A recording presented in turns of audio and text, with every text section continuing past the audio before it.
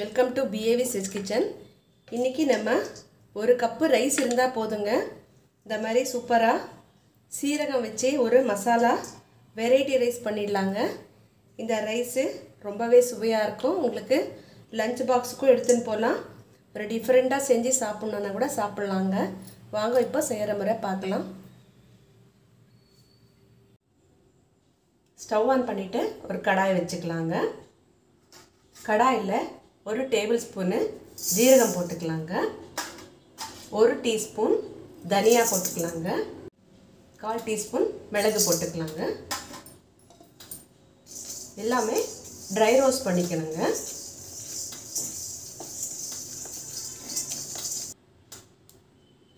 காரத்துக்கு 4 லிருந்து 5 மிளகாய் போட்டுக்கலாங்க.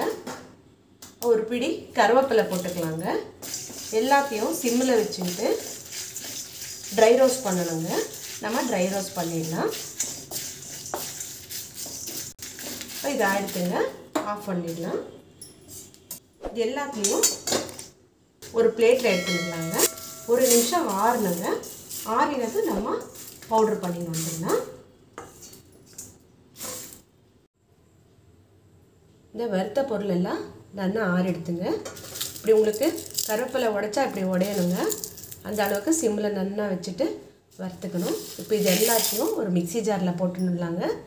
இப்போ நைஸாக பவுட்ரு பண்ணின்னு வந்துடுறேன். ட்ரையாக வறுத்த மசாலா எல்லாத்தையும் ட்ரையாக நைஸாக பவுட்ரு பண்ணின்னு வந்தாச்சுங்க.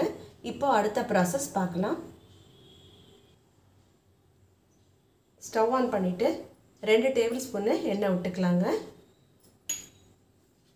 எண்ணெய் சூடானதும் 1 டீஸ்பூன் கடலைப்பருப்பு போட்டுக்கலாங்க. 1 டீஸ்பூன் உளுத்தம்பருப்பு போட்டுக்கலாங்க.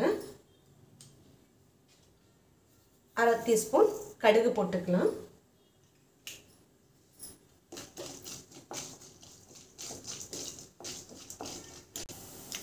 கடுகு பொரிக்கும் போது 2 டேபிள் ஸ்பூனு வேர்க்கடலை போட்டுடலாங்க. ஒரு 5-6 முந்திரி பருப்பு போட்டுடலாம். இது ஆப்ஷனுங்க. முந்திரி பருப்பு போட்டுட்டு ஒரு நிமிஷம் ஃப்ரை பண்ணிக்கலாம்.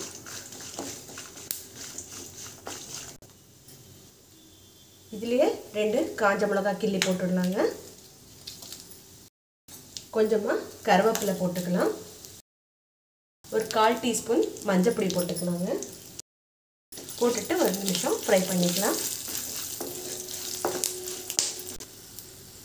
இந்த கப்பால் ஒரு கப்பு ரைஸுங்க உதிராக வடித்து வச்சுட்டுருக்கேன். அந்த ரைஸை போட்டுடலாங்க. இந்த வெரைட்டி ரைஸு ரொம்பவே சுவையாக இருக்குங்க. கண்டிப்பாக நீங்கள் ட்ரை பண்ணி பாருங்கள். டிஃப்ரெண்ட்டாக இருக்கும், ரொம்பவே சுவையாக இருக்கும்.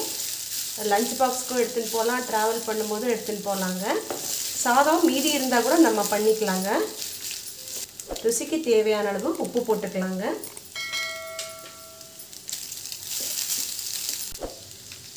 இப்போ நம்ம பவுடர் பண்ணிட்டு வந்திருக்கிற இந்த பொடி அதில் போட்டுடலாங்க.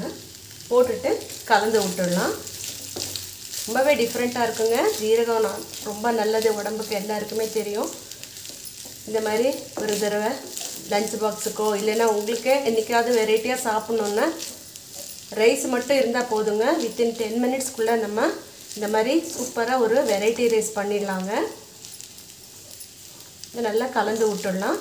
நம்ம சேனல்லையே நிறைய வெரைட்டியாக உப்மா ரவாவில், பொரியில், அவலில், அப்புறமா வெரைட்டி ரைஸ் நிறைய போட்டிருக்கோங்க. இன்ஸ்டண்ட்டாக பண்ணுறது.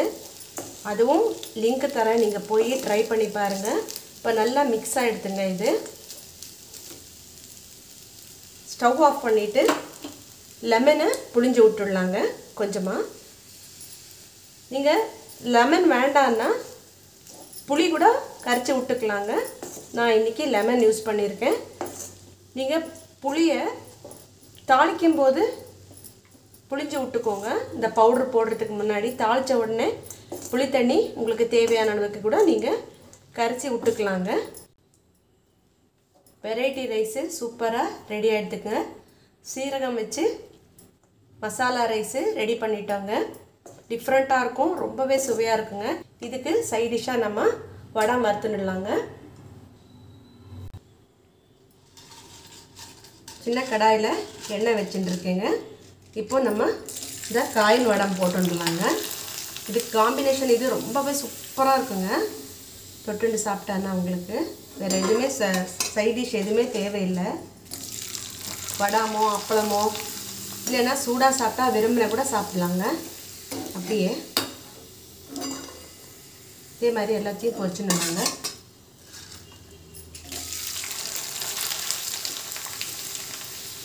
பாருங்க இந்த மாதிரி வடம் பொரிச்சுண்டாச்சு.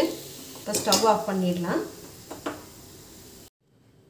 சுவையான சீரக ரைஸு ரெடி ஆகிடுதுங்க. வடம் வச்சுட்டு நம்ம சாப்பிட்டோன்னா ரொம்பவே சுவையாக இருக்கும். கண்டிப்பாக ட்ரை பண்ணி பார்த்து எப்படி இருந்ததுன்னு உங்கள் கமெண்ட்ஸில் சொல்லுங்கள். இந்த ரெசிபி பிடிச்சிருந்தா ஒரு லைக் போடுங்க. இது வரைக்கும் நம்ம சேனலை சப்ஸ்கிரைப் பண்ணலைன்னா ப்ளீஸ் நம்ம சேனலை சப்ஸ்கிரைப் பண்ணி வச்சுக்கோங்க. நன்றி, வணக்கம்.